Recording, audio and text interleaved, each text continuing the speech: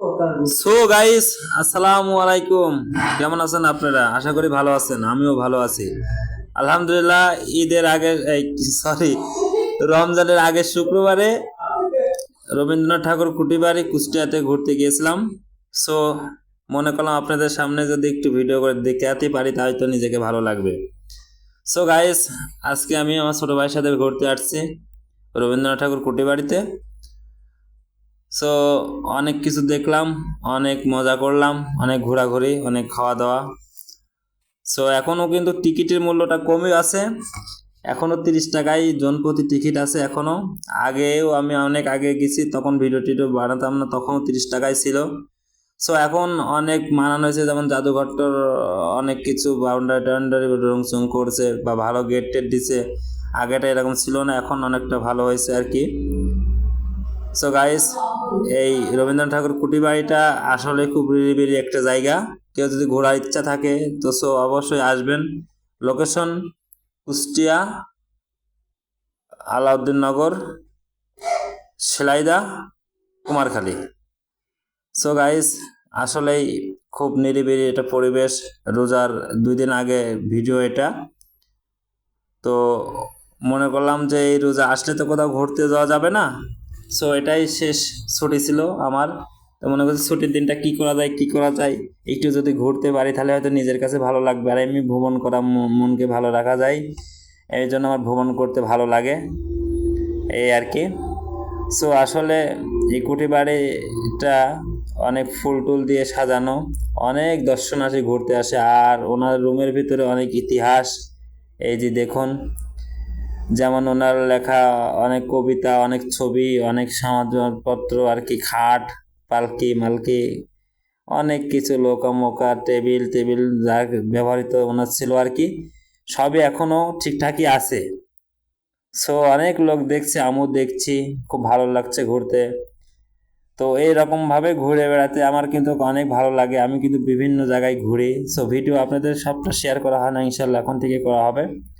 So আপনারা একটি like, একটি কমেন্ট, একটি শেয়ার কিন্তু অবশ্যই আমাকে করবেন। আপনার একটি লাইকই আমার ঘোরার প্রেরণা বাড়িয়ে দেয়, অনুপ্রেরণা বাড়িয়ে দেয়, যার কারণে আমার ভালো লাগে। সো আপনারা কিন্তু অবশ্যই একটি কমেন্ট করে যাবেন, একটি লাইক করে যাবেন, ভালো লাগবে ইনশাল্লাহ। গাইস, মনকে ভালো রাখতে বা নিজেকে ভালো করে রাখতে হলে অবশ্যই ঘুরতে হবে। আর এটা ঘোরা আমি মনে করি বৃদ্ধকালের সঞ্চয়। কারণ বৃদ্ধকালে অনেক সময় নাতিপুতির কাছে গল্প করা যাবে, অমুক যে ঘুরছি, অমুকটা খেয়েছি, অমুক যে গিয়েছি।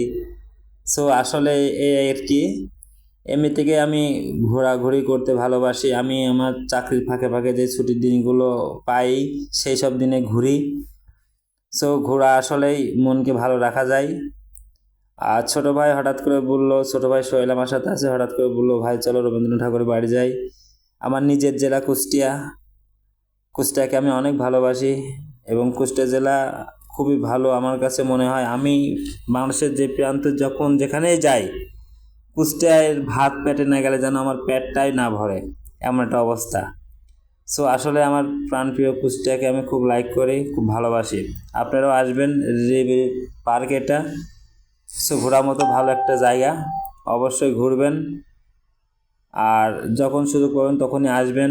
এখানে অনেক লোক হয়, অন সিজনে একটু কম হয়, কোনো সিজনে একটু বেশি হয়, যেমন জানুয়ারি, ফেব্রুয়ারি, মার্চ বা নভেম্বর, এসব মাসগুলোতে একটু বেশি হয় লোকজনের ভিড়।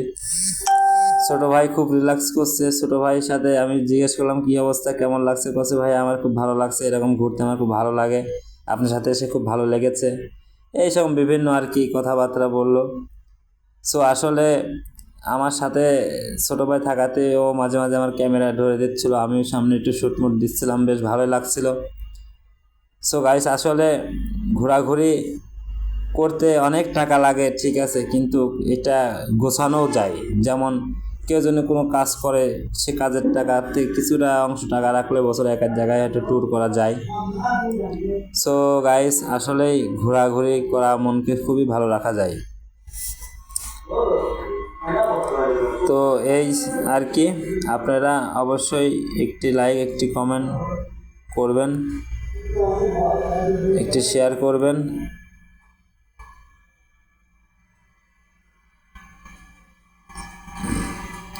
আসলে একেবারে নিরিবিলি এলাকা, খুব একটা দর্শনার্থী হয়, কিন্তু এই যে পিছে বাগান বাগান সাইডের লোকজন একটু কম আসে। এই সাইডটা খুবই নিরিবিলি, এই সাইডটায় ঘুরতে আসলে ভালো লাগছিল এই আর কি। তো আলহামদুলিল্লাহ,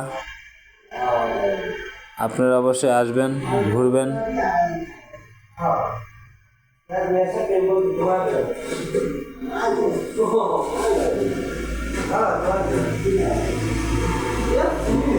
এই পুকুর পাড়টা অনেক মঞ্চ টঞ্চ আছে, গানঘর। পুকুর পাড়টা খুব নিরিবিলি, পুকুর পাড়টা ঘুরতে খুব ভালো লাগছিল। ছোটো ভাই সাথে হওয়ার জন্য মনটা আরও বেশি ভালো লাগছিল। ওই যে ছোটো ভাই পিছিয়ে বসে আছে।